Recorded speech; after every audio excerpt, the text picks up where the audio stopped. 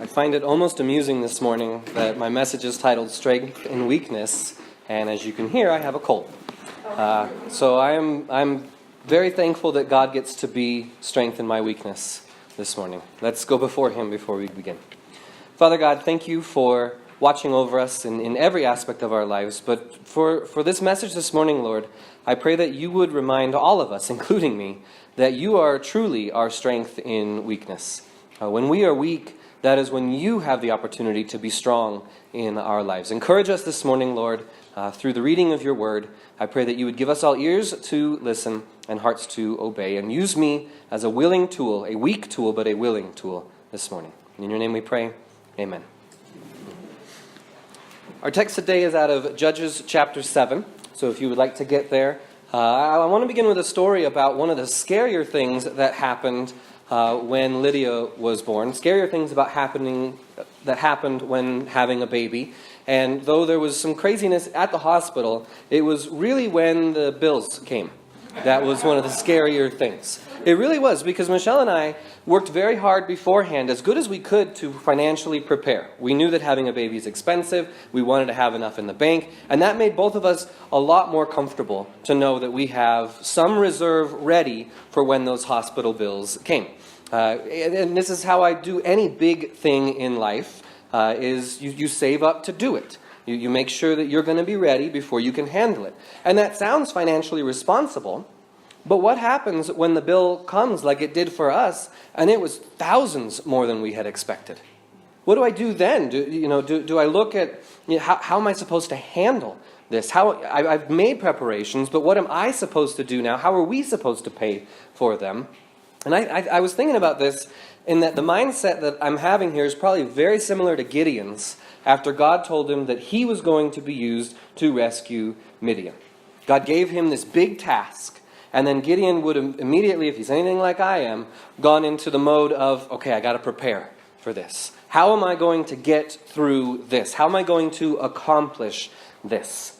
And he first points to his own weakness. We learned that a few weeks ago, that he called himself the weakest in the weakest clan of Israel.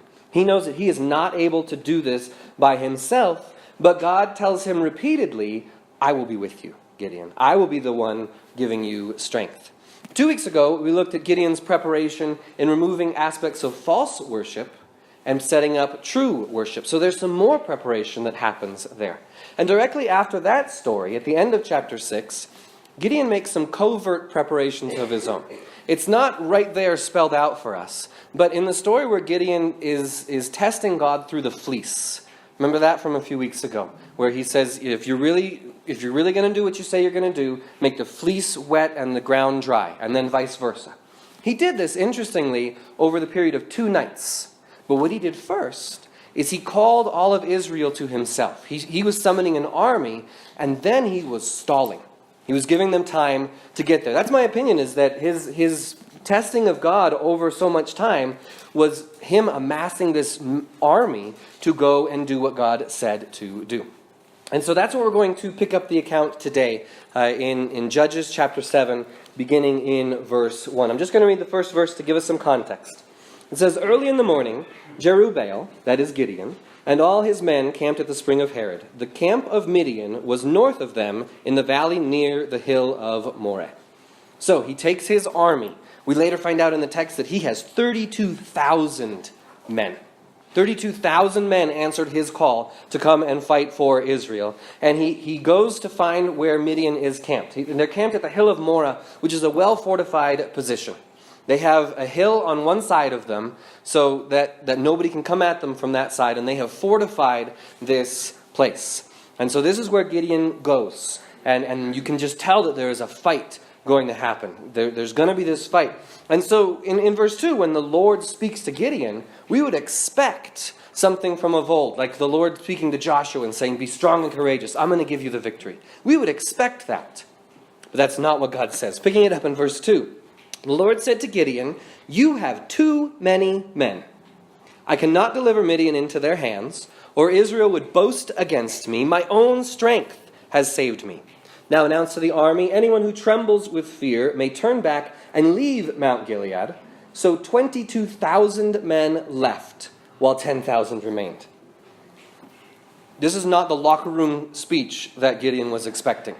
It's not. He was probably expecting God to tell him to be courageous.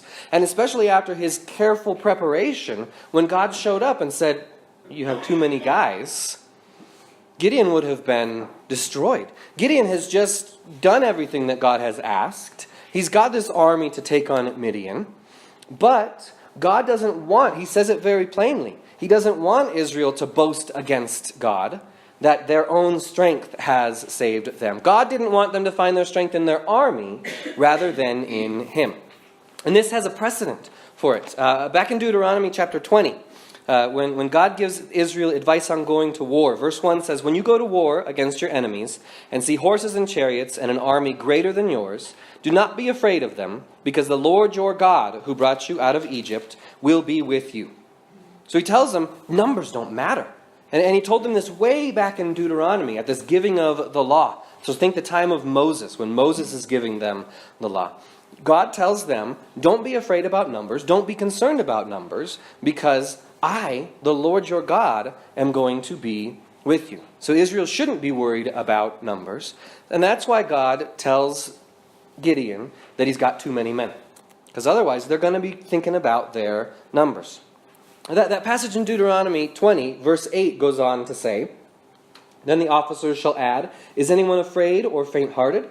Let him go home so that his fellow soldiers will not become disheartened too.'" And so God's talking about the same thing when he tells Gideon, tell the men, if they're afraid, go home. Because he doesn't want the morale of the rest of the army to go down.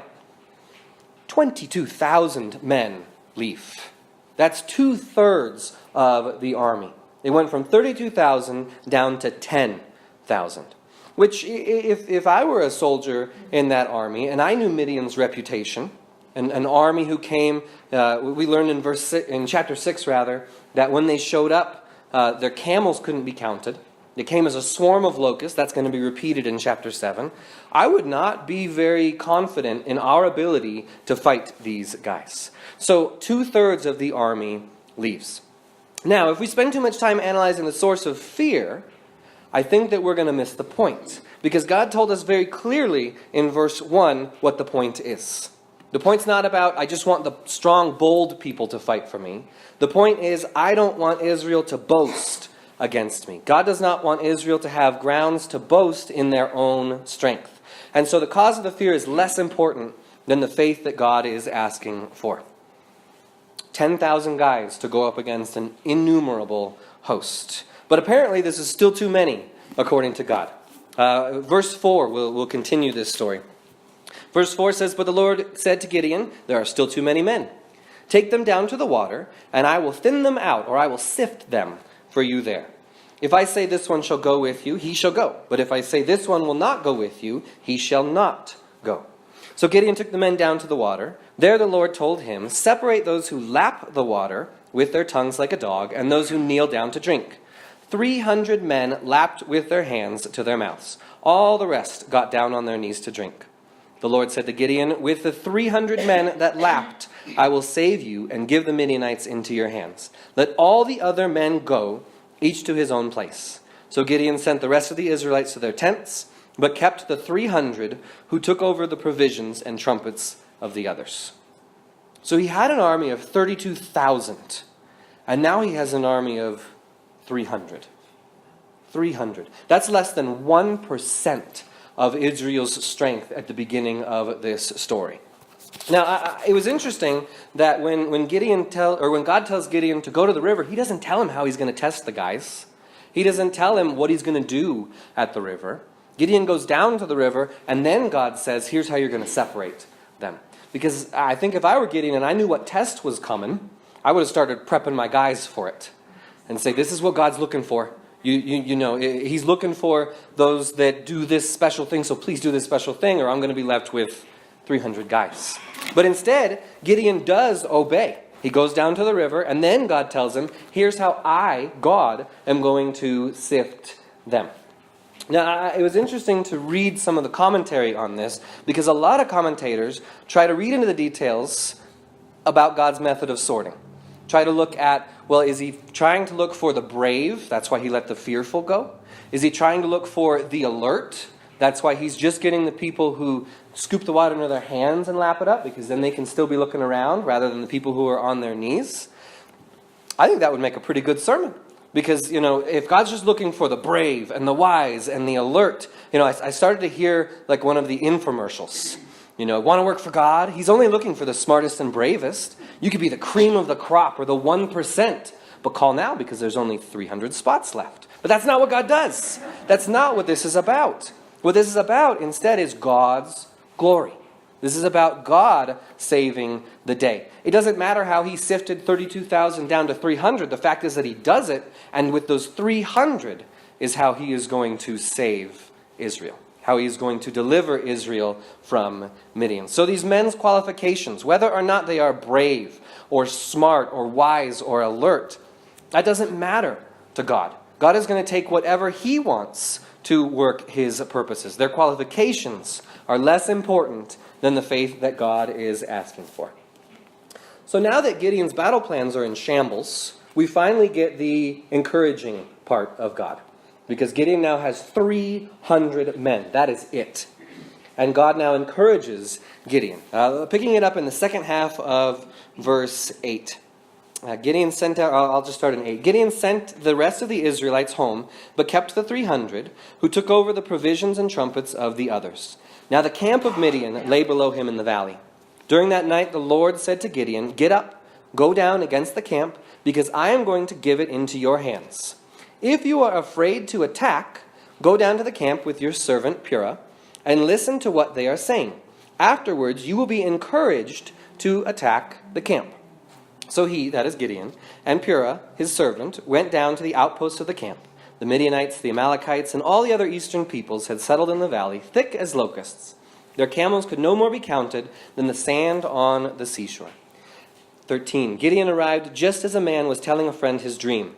"I had a dream," he was saying. "A round loaf of barley bread came tumbling into the Midianite camp. It struck the tent with such force that the tent overturned and collapsed." His friend responded, "This can be nothing other than the sword of Gideon, son of Joash, the Israelite. God has given the Midianites then the whole camp into his hands." When Gideon heard the dream and its interpretation, he bowed down and worshipped.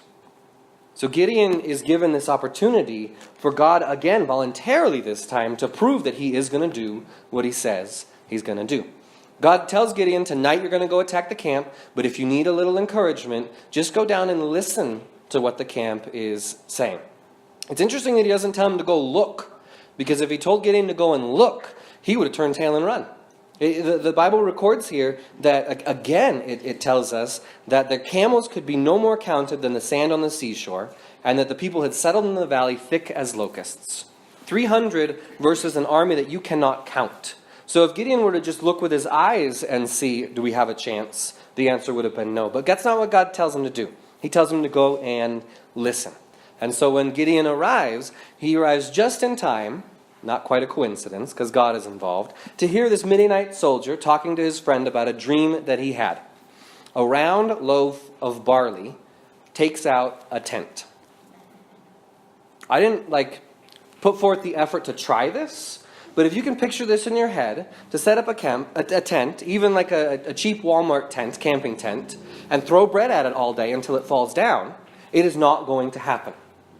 It's not something that's going to happen. This is one of the most common objects, which makes me laugh because when we first met Gideon, remember what he was doing? He was threshing wheat, probably barley, because and it was the most common thing. And so this Midianite says this common everyday object, this powerless object, is going to come into camp and knock down the tent. Now it's amazing in the Hebrew of that, it's not just knock down a tent in my dream. The tent that this soldier was thinking of was the command tent. This was where the generals were, the kings, the commanders of the army, and that it's going to get all the way to the heart of the camp and knock it down. A common loaf of bread knocking down a tent. Now we know that can't happen, but I really like the way that John Wesley said it in his commentary. He suggests that the object alone is powerless, but get this, being thrown by a divine hand, it bore all down before it. Doesn't matter that the object itself has no power. God was the one using that loaf of bread in this person's dream as a tool. So the more important detail in this dream's interpretation is that God has given the Midianites and the whole camp into Israel's hands. It's not so much about the bread, but it's about the person that threw the bread, the person that sent the bread out. And this is what struck the Midianites with so much fear. Not Gideon. They'd heard of Gideon. They'd heard what he had done.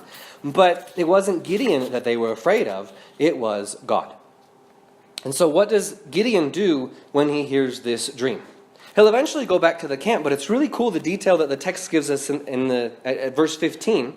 It tells us that when Gideon heard the dream and its interpretation, he bowed down and worshipped. This is really cool to me because where is Gideon right now? Probably still in the enemy camp, worshiping God. Because he knows that they can't touch him. Because there's this dream that says that God is going to use him to destroy Midian. And so he worships God. He thanks God for not only that God's going to do this, but for the encouragement that God had just given him. Now, in the rest of this story, we see that God is going to give the victory. Let's pick it up halfway through 15. He returned, that is Gideon. Gideon returned to the camp of Israel and called out, "Get up! The Lord has given the Midianite camp into your hands." Dividing the 300 men, that's all he had, into 3 companies, he placed trumpets and empty jars in the hands of all of them, with torches inside. "Watch me," he told them. "Follow my lead. When I get to the edge of the camp, do exactly as I do. For when I and all who are with me blow our trumpets, then from all around the camp blow yours and shout for the Lord and for Gideon." Surprisingly here, he does not tell his men how they are going to attack.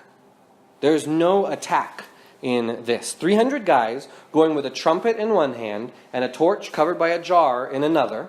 There's no room for them to even carry a weapon. So he's telling them that it's not going to be about us. This plan is not going to be about us getting the victory, but it will definitely be about God. So instead of this attack, Gideon puts together a plan that is designed to startle, to scare the Midianite army. And here's how he plays it out, starting in verse 19. Gideon and the 100 men with him reached the edge of the camp at the beginning of the middle watch, just after they had changed the guard.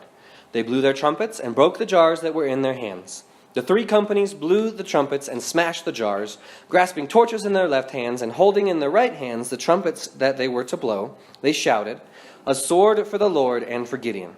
While each man held his position around the camp, all the Midianites ran, crying out as they fled.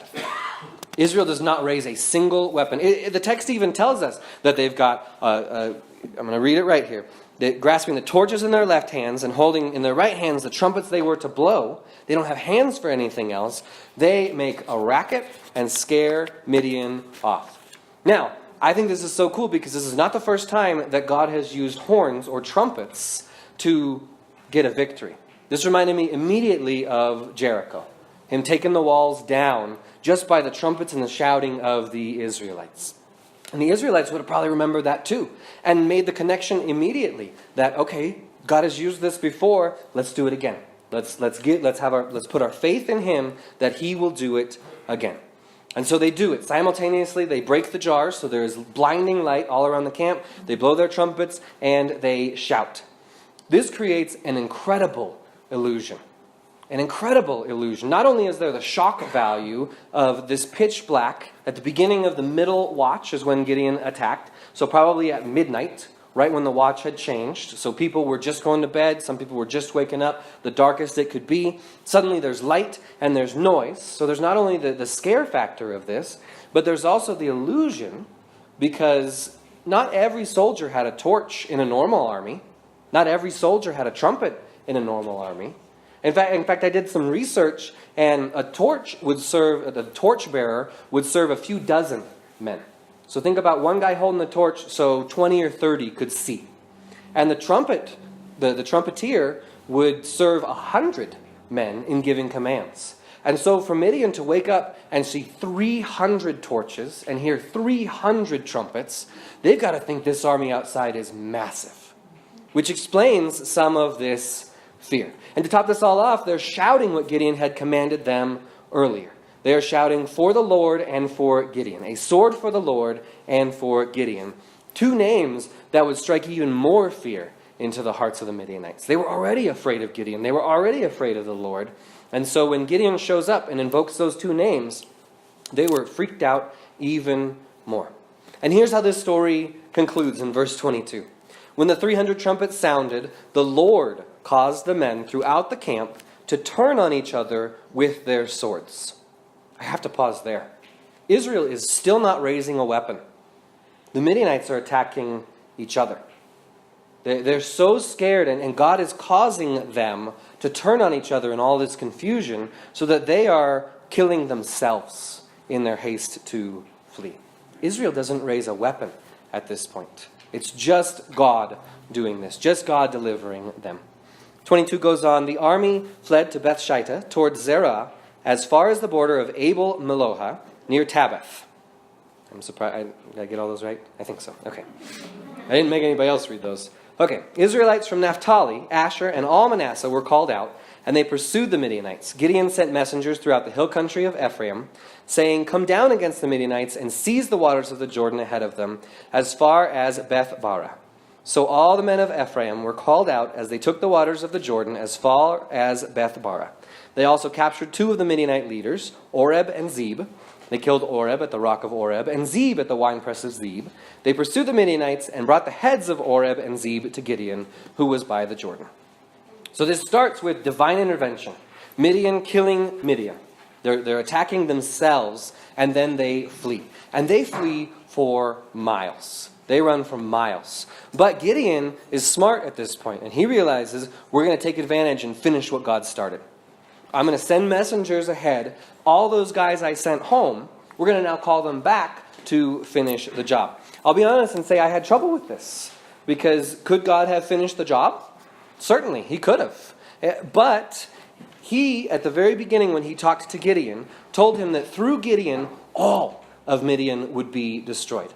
So Gideon can't just let them go. He can't let them go and deal with them later. He has to pursue. So he works with God's plan here and calls people out ahead of them to cut them off. So they flee, but Gideon sends these messengers out to cut them off at the waters of the Jordan so they can't cross, and most of the army is destroyed. Some do get away. Next week we'll talk about how Gideon finishes that. But the majority of them, including two of their commanders, are killed. And so we see that God begins to work what he promised through Gideon. And I can't wait to see the end of the story. I can't. But before we get there, today, we have to apply two things. So this part ends here, but not before we apply these two big things.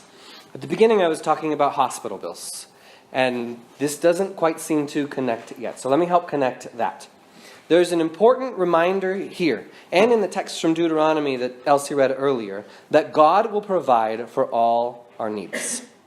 That's what he did with Gideon. Even though Gideon tried to do it on his own, and tried to get this army of a massive army on his own, God came in and reminded him, you don't need that.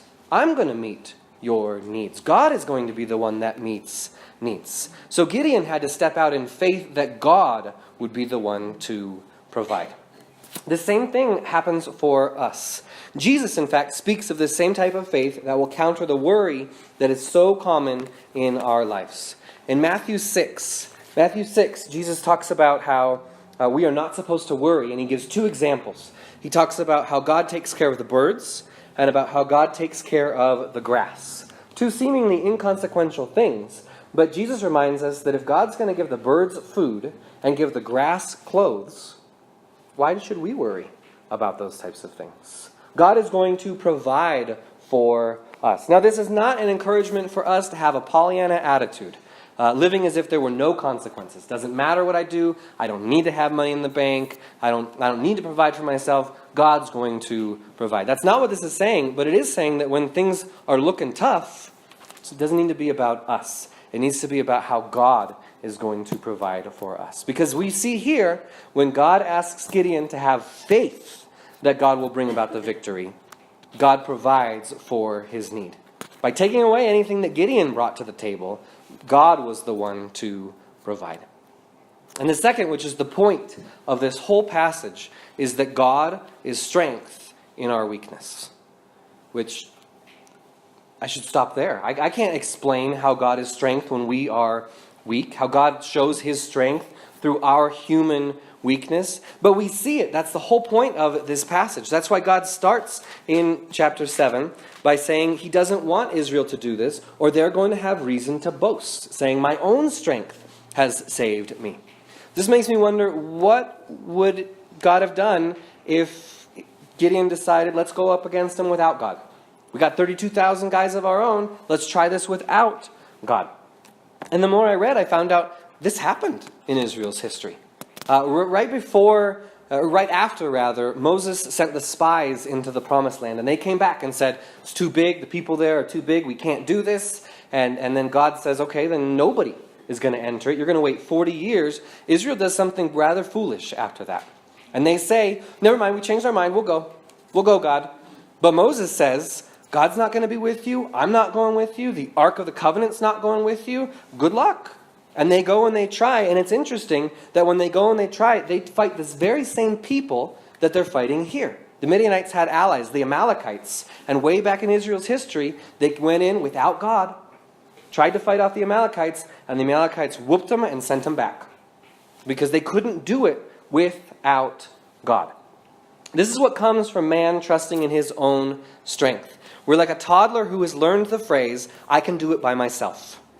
What makes us believe we can do anything on our own accord? Our own strength boils down to nothing, and trusting in our own strength is foolishness. Which is why I'm glad that this is not the only story where weakness turns out to be strength. In the New Testament, I need to go to two of Paul's letters briefly to close. In 2 Corinthians chapter 12, which by some act of God's providence is on the front of your bulletin this morning. Thank you, Alice.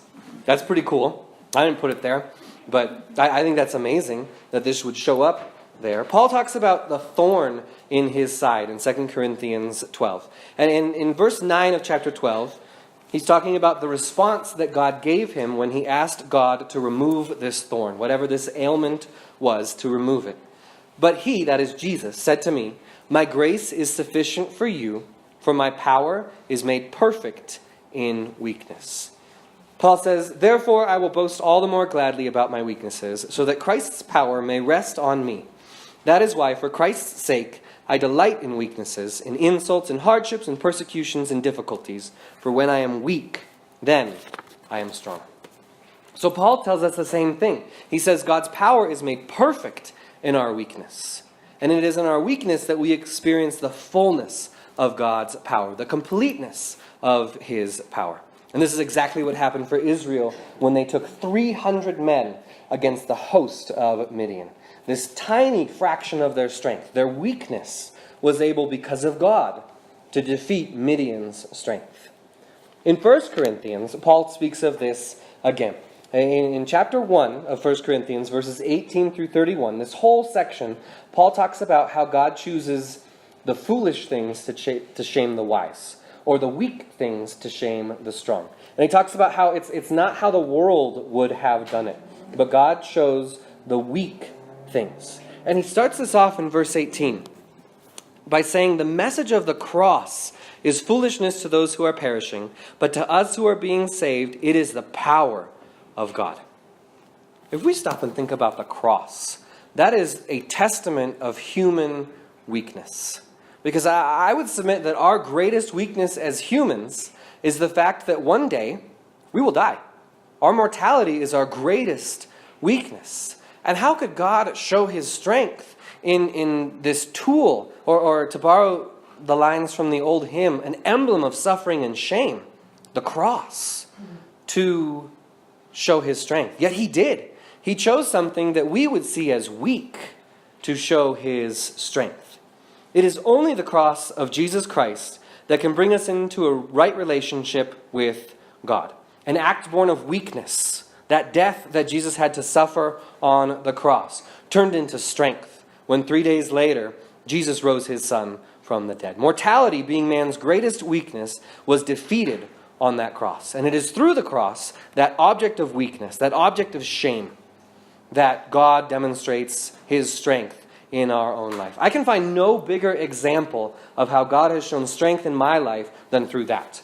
and through what he did for me on the cross of Christ, taking my weakness away and replacing it with his strength. And it's because of this that Paul says the cross is the power of God. I truly believe that every passage in the Bible points to the cross of Christ, points to Jesus being that perfect sacrifice for us and showing us God's power even in our weakness. So I have two questions to close. My first question is, have you found your strength at the cross? If not, you're stuck in that human frailty and that human weakness. Are you ready to trade your human frailty and weakness for God's strength found at the cross? Talk to somebody. Talk to somebody about how you can do that. Come talk to me. I'm sick. I promise I'll keep my distance. But talk to somebody about how that works. Or maybe you found your strength there once already. And this is the second question. Are you trying to do things on your own? Because how's that working for you? If it's anything like me, not well. When Lydia's hospital bills came back thousands of dollars more than we had expected, what was I supposed to do? I had nothing. And so amazingly, God provided for us, as he has countless times in our life.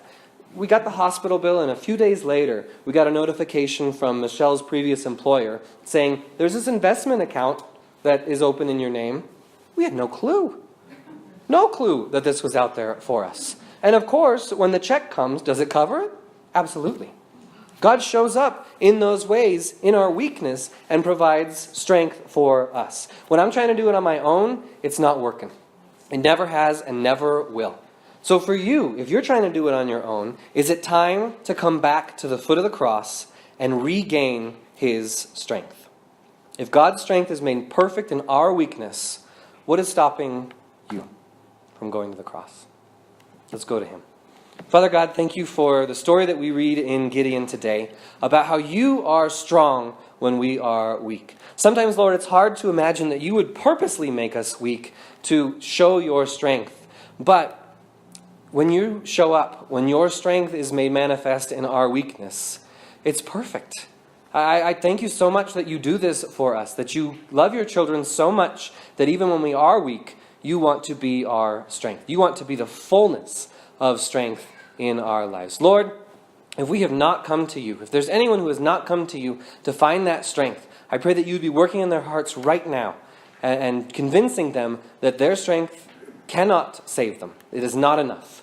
But Lord, that your strength will. That you have made your strength perfect in human weakness, even that human weakness shown on the cross. Lord, I pray for others who may have accepted this fact once in their life, but are living in a way that they can do it, or at least they think that they can do it. Lord, I pray that you would move in their hearts as well to remind them that your strength is sufficient. Thank you for the story we have in Gideon, the accounts we have in Paul, and for your word that encourages us and that is one of the greatest sources of your strength. I thank you for each and every one that is here today, and I pray that you would continue to work in our lives. Draw us closer to you. It's in your name that we pray. Amen.